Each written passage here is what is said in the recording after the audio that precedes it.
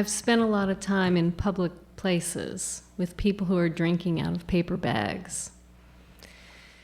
19 years ago, I got a job as a case manager with people who are living outside and struggling with addiction. I'd worked in drug and alcohol treatment for 10 years, but this job was different. Instead of people coming in to see me, I went to them. And they didn't have to stop drinking or using in order to get services. This meant I spent a lot of hours trying to convince people who were intoxicated to go to appointments with me. I carried a cell phone and a backpack full of paperwork, and I walked a route where I knew each of my clients sat each day in the same spot drinking.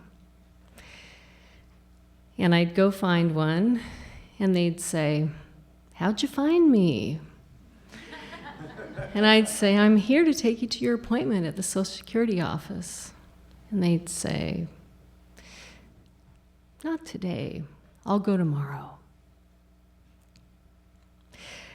I got into this work because I wanted to help people. And it seemed like the harder I tried, the more resistance I experienced. It was like a personal tug of war with 20 individual clients. And each night, I went home to a warm house and felt guilty about the people I knew who were sleeping out in the cold. One particular client I was very attached to and really concerned about was named Russell. Russell was 60 years old. He was Irish Cherokee, little guy, about my height, but rail thin. He had a grizzly beard, wore an army green trench coat, and a cap with bold letters that said Korean War vet, because he was. And Russell sat on the same bench in Steinbrook Park every day, drinking wine and telling stories. And I'd go find Russell and tell him about some appointment, and he'd launch into a story. I'd say, "Russell, let's go to the clinic today." And he'd say, "Did you know I wrote a letter to John and Caroline when President Kennedy was killed?" And I'd say, "Russell, your cough is getting worse. Let's go into the clinic." And he'd say, "Did I tell you about the time I worked for that movie star on a ranch in California and how I rode the rails up to Seattle?"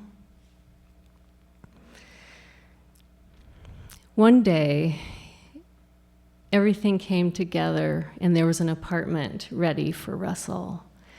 All he had to do was go meet with the landlord. So I went to his bench and I let him know his apartment was ready, and Russell would not budge. In my exasperation, I said, "Russell, I'm worried about you." And he said, "We worry about you too, Kell."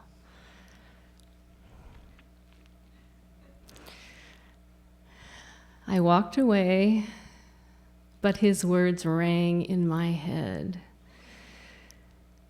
And they took me back 15 years because people had said that to me. I was in college, drinking heavily, acting recklessly, writing suicidal letters to a friend back home who, in her desperation to try to help, went to our high school soccer coach. And a few months later, I was back in Seattle, and that coach put an AA pamphlet under my door with a note on it that said, "I care." People had tried to get me to stop drinking before, but something about the way she did that really left me room to make that decision on my own terms. And when I was ready, I went to her for help. I thought about Russell, and I thought about me, and I realized in my darkest times, when I was most in need, what made the difference was another human being making a connection,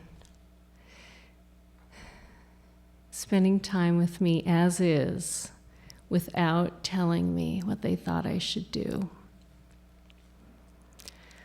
The next time I found Russell on his bench, it went like this.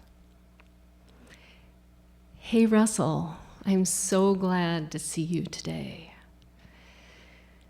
There are some things we could do together when you're ready, but first, I'm hoping you can tell me about going fishing under that blue bridge.